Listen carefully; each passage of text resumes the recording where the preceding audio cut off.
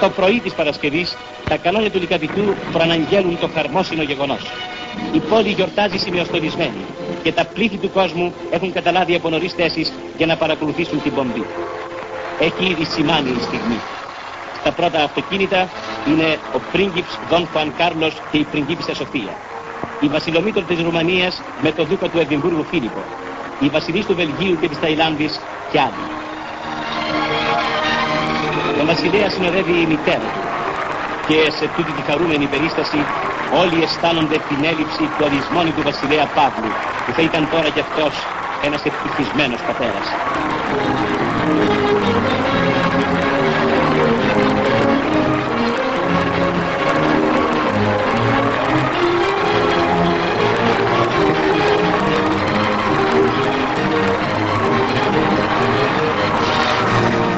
Την ύφη συνοδεύει ο πατέρας της, βασιλεύς της Δανίας.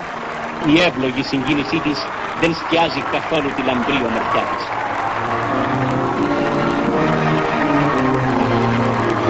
Στη Μητρόπολη έχει ήδη προσέλθει ο Πρωθυπουργός κ. Παπανδρέου, το Υπουργικό Συμβούλιο και άλλοι επίσημοι.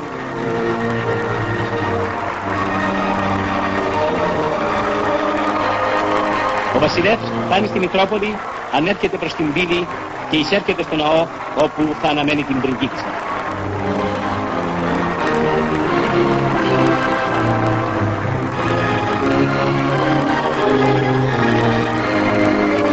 Η νύφη καταφθάνει και εισέρχεται στη Μητρόπολη, ενώ στις βαθμίδες έχουν παραταχθεί επριγκίπισσα επί των τιμών.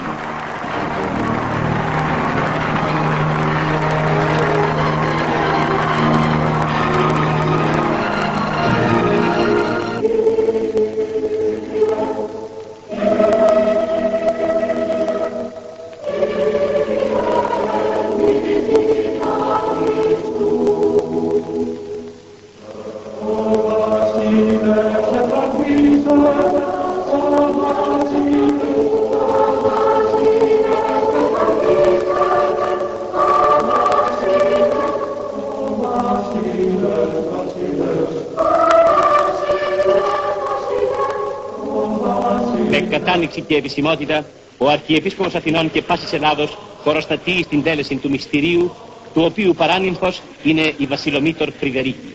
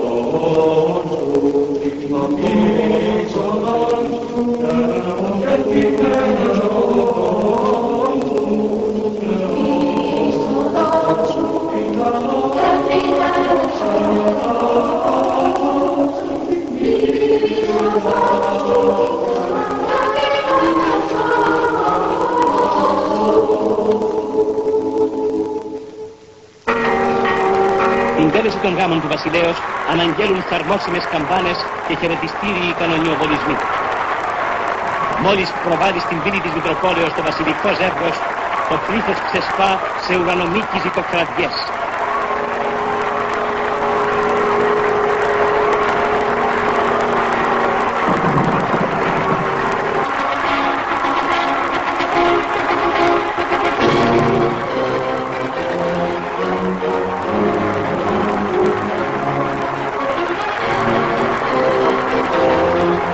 Η